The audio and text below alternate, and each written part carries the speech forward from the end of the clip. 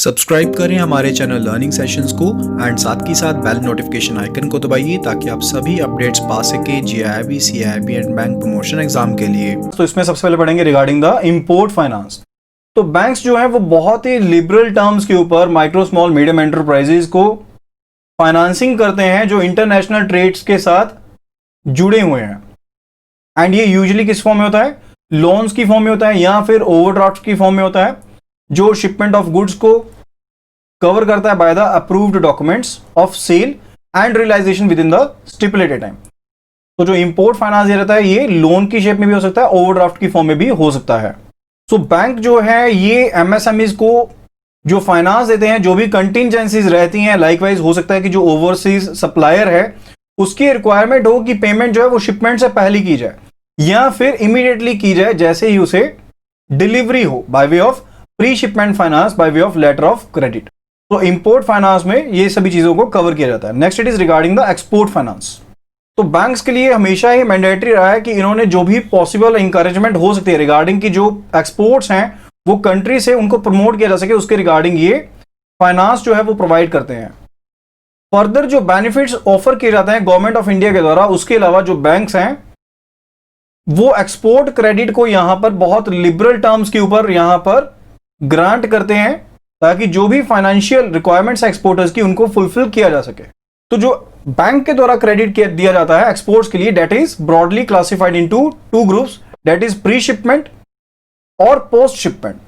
तो pre shipment का मतलब है जो पैकिंग क्रेडिट एडवांसेस है, यानी कि यहां पर जो एक्सपोर्टर्स हैं उनको फाइनेंशियल असिस्टेंस प्रोवाइड की जाती है जिसके थ्रू वो जो भी गुड्स या सर्विसेज उन्होंने रेंडर करनी है, जिनका उन्होंने एक्सपोर्ट करना है, उनको वो मैन्युफैक्चर कर पाए। अगर उनको कोई गुड्स को पहले खरीदना पड़ेगा एक्सपोर्ट करने के पर्पज से तो वो उन गुड्स को प्रोक्योर कर पाए। तो कहने का मतलब है वो सभी फैसिलिटीज जो किसी एक्सपोर्टर को प्रोवाइड की जाती हैं जब तक शिपमेंट नहीं हुई है, उन सभी को ग्रुप किया गया है under the pre shipment advances और पैकिंग क्रेडिट एडवांसेस। फर्दर जो बैंक है पैकिंग क्रेडिट एडवांसेस को फॉरेन करेंसी में भी प्रोवाइड करते हैं।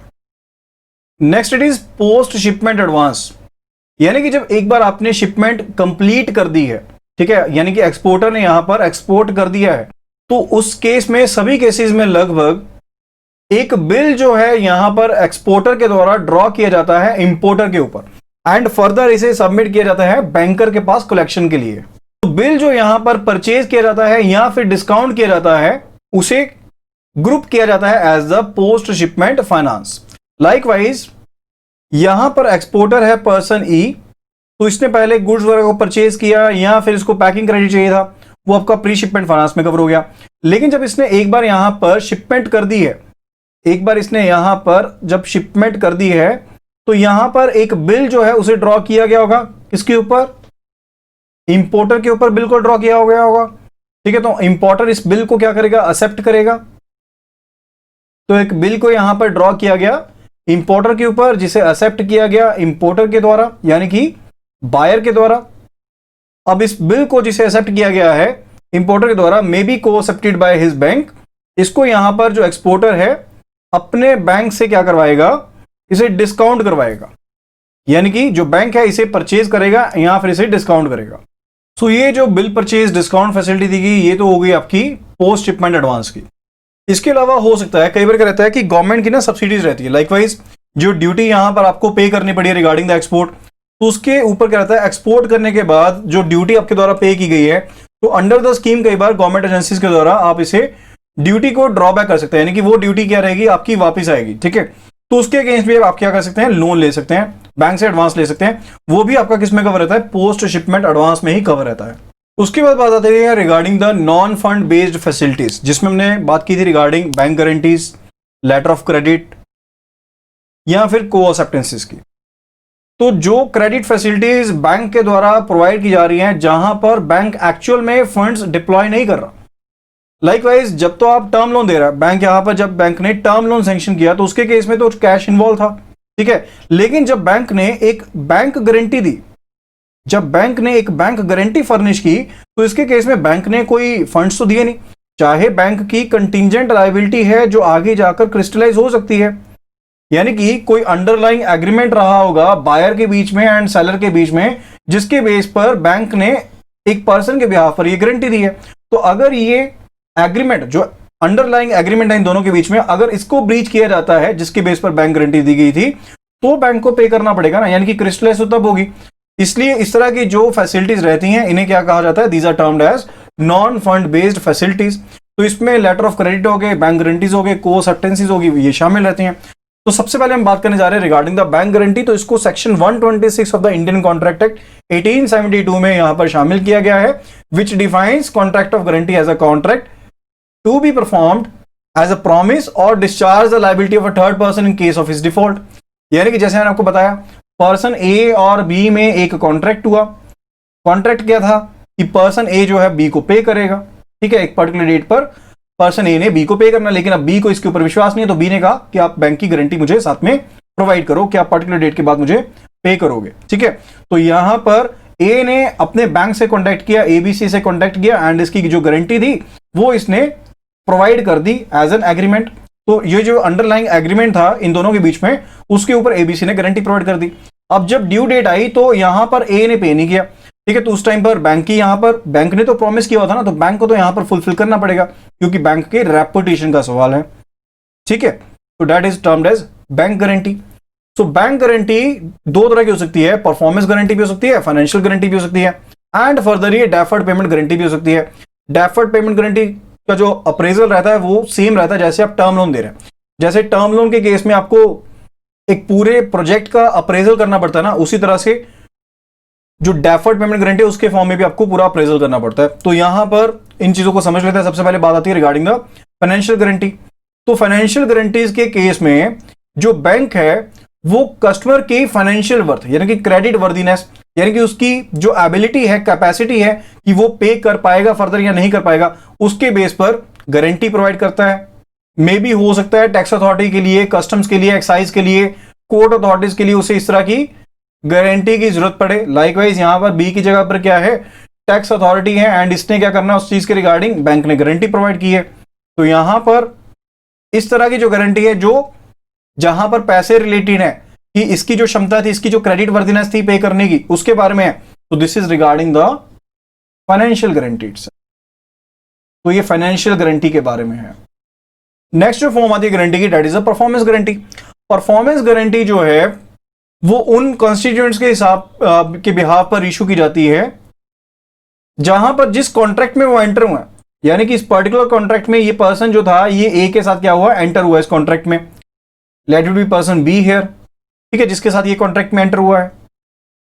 तो इनका जो कॉन्ट्रैक्ट है वो किसके ऊपर बेस्ड है, परफॉर्मेंस के ऊपर बेस्ड है। यानी कि ए कोई सर्विसेज रेंडर करेगा, मे बी हो सकता है कि बी ने कोई कंस्ट्रक्शन करवानी है, बी ने क्या करवानी है, कोई कंस्ट्रक्शन करवानी है, जिसके लिए इसने जो कॉन्ट्रैक्ट है वो किसे दिया है, ए को दिया है। अब इस अंडरलाइंग कॉन्ट्रैक्ट की गारंटी के लिए, इस कॉन्ट्रैक्ट की परफॉर्मेंस के लिए जो गारंटी दी गई है बैंक के द्वारा, that is what, that is performance guarantee. यहां में भी हो सकता है कि ए ने कोई मशीनरी यहां पर सप्लाई की है बी को, तो बी कहता है कि मुझे यहां पर जो भी यहां पर टर्म्स एंड कंडीशंस चाहिए उसके हिसाब से आपकी मशीनरी की परफॉर्मेंस होनी चाहिए, तो उसके लिए मुझे गारंटी चाहिए। तो वहां पर भी परफॉर्मेंस गारंटी जो है प्रोवाइड की जा सकती है बैंक के द्वारा। तो वो गारंटीज जो security deposit, earnest money, bid bond, advance payment, mobilization advance, इनको कवर करती है, वो भी इसी में कवर होंगी। तो एक एग्जांपल लेकर चलिए। लाइकवाइज पर्सन ए एक कॉन्ट्रैक्टर है, तो पिछले एग्जांपल पर ही वापस आते हैं। पर्सन ए एक कॉन्ट्रैक्टर है जिसे एक बिल्डिंग बनाने का काम दिया गया है, ठीक है, बिल्डिंग बनाने का काम दिया गया है। तो पर्सन बी ने एक बिल्डिंग को तैयार करवाना है। अब पर्सन बी को एकदम से तो श्योर होगा नहीं, जैसे ही बिल्डिंग तैयार करके दी जाएगी तो पर्सन बी जो है वो एकदम से तो श्योर होगा नहीं कि जो बिल्डिंग है वो बिल्कुल सही बनाई गई है। तो यहां पर पर्सन बी क्या करेगा, कुछ एक पैसा जो है वो यहां पर रोक लेगा, कुछ एक पैसा जो है वो रोक लेगा। लाइकवाइज मान लीजिए कॉन्ट्रैक्ट हुआ था 1 करोड़ का, 1 करोड़ का कॉन्ट्रैक्ट हुआ था, लेकिन 20% इसने क्या किया, रोक लिया। एंड ये कहेगा ये 20% तब रिलीज करेगा अगर ये यहां पर कॉन्ट्रैक्टर जो है वो गारंटी, यहां पर गारंटी लाकर देगा बैंक की। तो XYZ बैंक ने यहां पर गारंटी दी कॉन्ट्रैक्टर के बिहाफ पर पर्सन बी को, ठीक है, कि सब कुछ सही होगा, ठीक है। तो ये 20% की जो पेमेंट है यहां पर बी ने रिलीज कर दी XYZ की गारंटी के ऊपर, लेकिन यहां पर अंडरलाइन कॉन्ट्रैक्ट क्या है, परफॉर्मेंस का है कि यानी कि जो बिल्डिंग यहां पर खड़ी की गई है ए की तरफ से, वो यहां पर सही है भी या नहीं है। ठीक है, तो यहां पर एक पर्टिकुलर टाइम फिक्स हो गया, यानी कि इसने कहा कि 1 साल तक मैं चेक करूंगा कि मुझे अगर कोई दिक्कत लगेगी तो उसके केस में जो बैंक है वो कंपनसेट करेगा, क्योंकि गारंटी तो बैंक ने दी है ना। ठीक है, तो इस तरह की जो गारंटी रहती है, दैट इज परफॉर्मेंस गारंटी। उसके बाद बात आती है regarding the deferred payment guarantee.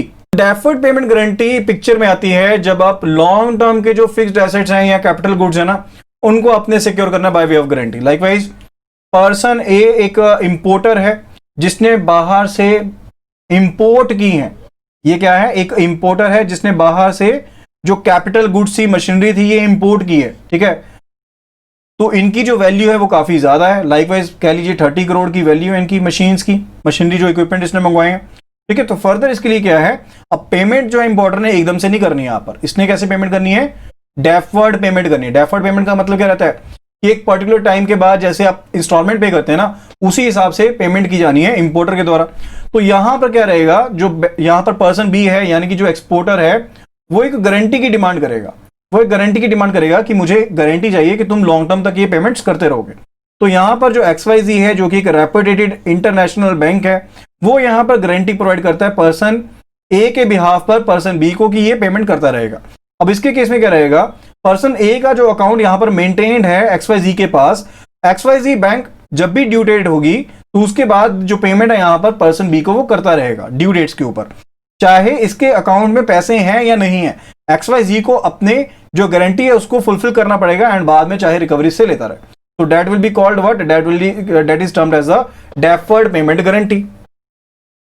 तो इस केस में हुआ क्या, बेसिकली जो यहां पर इंपोर्टर था उसको तो यहां पर एक टर्म लोन की तरह मिल गया, इंपोर्टर के लिए तो एक टर्म लोन की तरह हो गया यहां पर।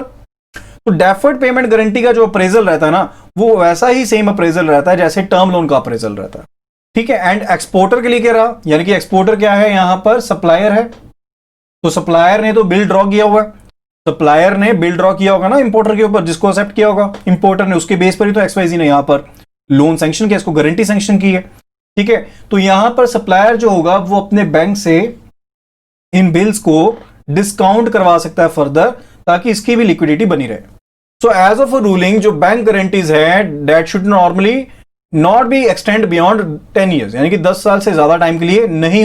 So visit our website https://iibf.info for full course videos and chapter wise previous questions, mock test and all the study materials. And also subscribe to our channel now, press the bell icon so that you get updated whenever we upload a new video.